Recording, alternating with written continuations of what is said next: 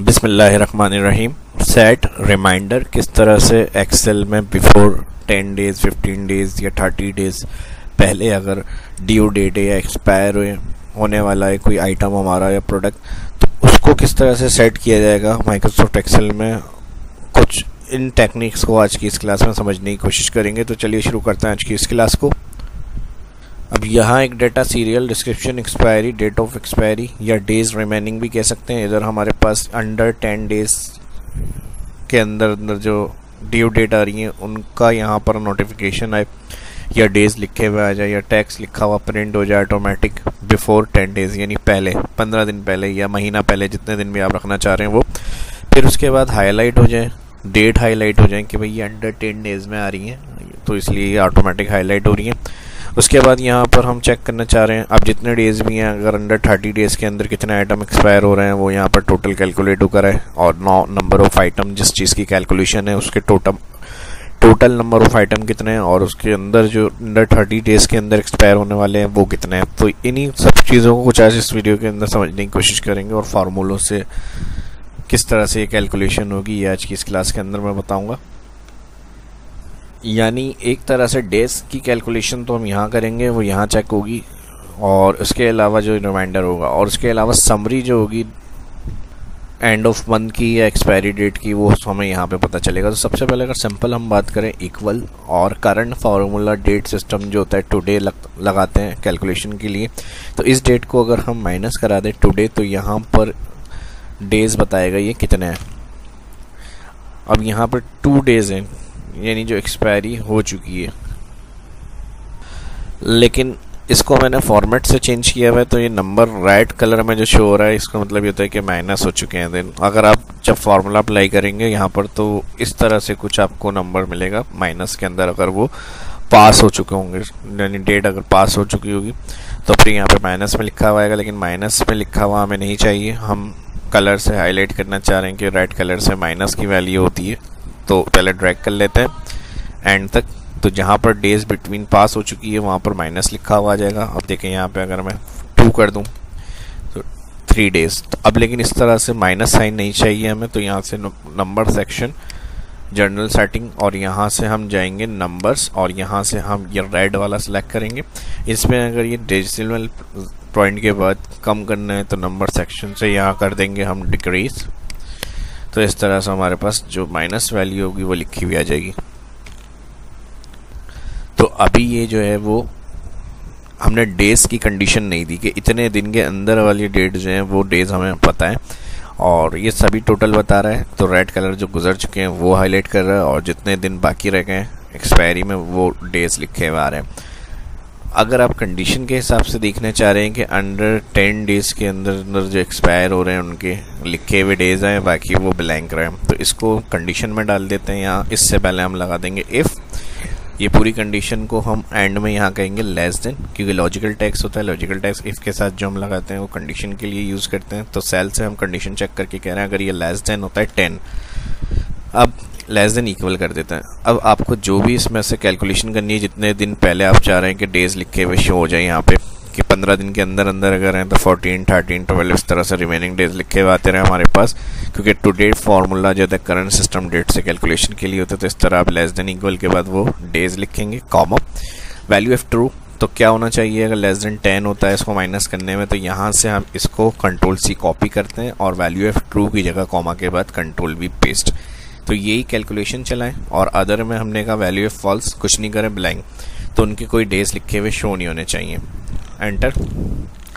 अब देखें ये तो गुजर चुके हैं तो इसलिए ये आ गया, ड्रैग करेंगे तो अब जिसके अंडर 10 डेज़ के अंदर अंदर एक्सपायर होने वाले हैं वो लिखे हुए आ जाए। जैसे 19 है, अगर मैं इसको यहाँ पर 12 कर दूँ,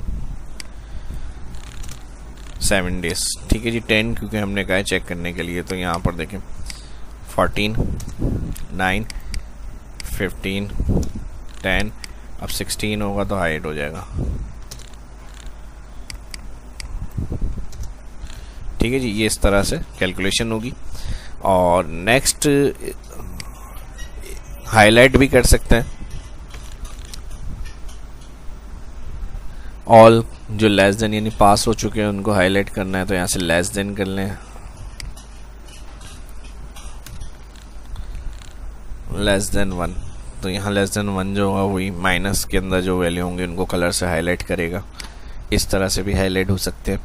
डेट के हिसाब से आप चाह रहे हैं कि अंडर 10 डेज के अंदर अंदर की जो डेट बची है वो कलर से हाईलाइट हो जाए, तो इसके लिए भी हम इफ़ कंडीशन से फार्मूले की कंडीशन यूज़ कर सकते हैं। मैनेज या न्यू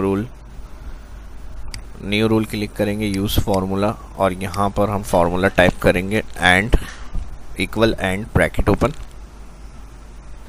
फर्स्ट सेल सिलेक्ट करेंगे डेट, और ये बाय डिफ़ॉल्ट डॉलर आ रहा है, इसको सिलेक्ट करके 3 दफ़ा F4 करेंगे, क्लियर हो जाएगा। लेस देन है today, bracket open bracket close, plus 10 days. अब वो डेज आपको यहाँ प्लस के बाद लिखने जिसके अंदर आप चाह रहे हैं कि कलर से हाईलाइट हो। सेल फॉर्मेट फिल, और जिस तरह से आपको हाईलाइट करना है वो फिल कलर, और यहाँ से बोल्ड रख रहा हूँ मैं कलर ब्लैक। ओके ठीक है जी। देखें अब यहाँ पे 100 जो 10 डेज के अंदर एक्सपायर हो रहे हैं वो सारे कलर से हाईलाइट हो गए। यहाँ से हम इसको चेंज कर लेते हैं। ठीक है जी। इस तरह से अगर डेट बढ़ा देंगे तो फिर हाईलाइट ऑटोमेटिक हट जाएगा आपका, और डेज भी ख़त्म हो जाएंगे इस तरह से। तो ये तो हो गई 2 टेक्निक्स जो मैंने बताई हैं। लेस देन देखकर और डे को हम चाह रहे हैं कि प्रिंट होकर आ जाए जितने दिन अंडर 10 डेज 15 डेज 30 डेज के अंदर एक्सपायर हो रहा है, या कलर से हाईलाइट कर सकते हैं वो डेट। अगर हम इस कॉलम को ऐड नहीं करना चाह रहे तो डायरेक्ट इस तरह से भी हाईलाइट हो जाएंगी डेट आपकी। अब समरी को अगर हम देखना चाह रहे हैं नंबर ऑफ आइटम कितने हैं, तो यहाँ पर हम सबसे पहले काउंट ए लगा सकते हैं, bracket open, all, description column, select कितना है नंबर ऑफ आइटम है ये पता चल जाएगा। टोटल 7 आइटम है। अगर आपकी एंट्री बाद में हो सकती है तो आप एक्स्ट्रा सिलेक्शन बना सकते हैं। बाद में आप जब भी यहाँ पे एंट्री करेंगे कोई भी आइटम हो, यहाँ पे नंबर ऑफ आइटम काउंट होता रहेगा। अब उसके बाद अंडर 10 डेज चाहिए। 30 मैंने टाइप करा होता, लेकिन हम 10 डेज के हिसाब से कर रहे हैं तो मैं 10 लिख देता हूँ। और यहाँ पर हम इस तरह से चेक कर सकते हैं count if range under 10 days वाले एक्सपायरी जो होने वाले हैं वो आइटम काउंट करना है। तो रेंज पूरी सिलेक्ट करेंगे, comma, inverted comma, less than equal 10, फिर इन्वर्टेड कॉमा ब्रैकेट क्लोज। तो इस कॉलम के अंदर जो लेस देन 10 डेज होंगे डेज वो यहाँ पर आपको काउंट होकर मिल जाएंगे। तो इस तरह से आप डेट, एक्सपायरी डेट समरी भी देख सकते हैं। और कोई मैसेज लिखा हुआ प्रिंट करना है तो उसके लिए एग्जाम्पल 2 एक और तरीके से भी काम कर सकते हैं। यही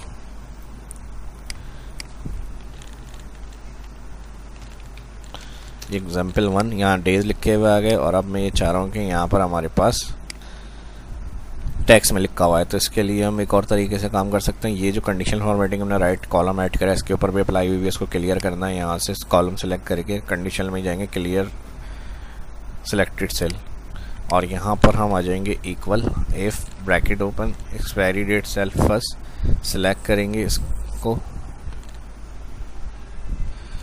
less than today bracket open bracket close plus 10 comma inverted comma.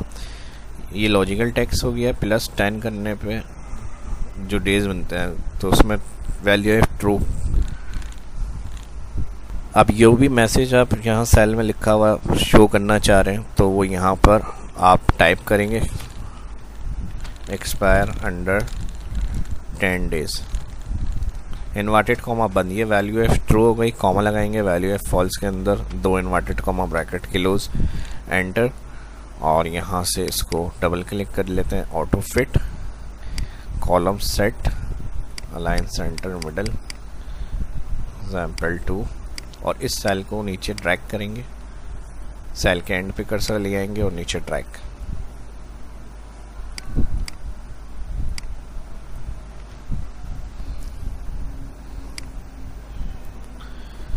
ठीक है जी, वही डेज आ गए जो यहाँ डे लिखे हुए आ रहे थे, कितने दिन रह गए, और उसका मैसेज जो है सेट यहाँ आप रिमाइंडर कर लें,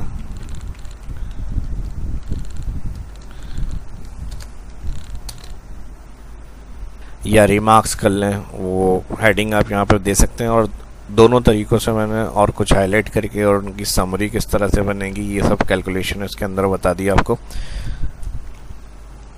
अगर ये आपके लिए हेल्पफुल रही है तो इस वीडियो को लाइक करें ज़्यादा से ज़्यादा। जो फर्स्ट देख रहे हैं चैनल को सब्सक्राइब करना, आने वाली वीडियो के लिए बेल आइकन पर क्लिक करना ना भूलें। शाह इस्लाम को इजाज़त दीजिए, मिलते हैं नेक्स्ट वीडियो में। अल्लाह हाफ़िज़।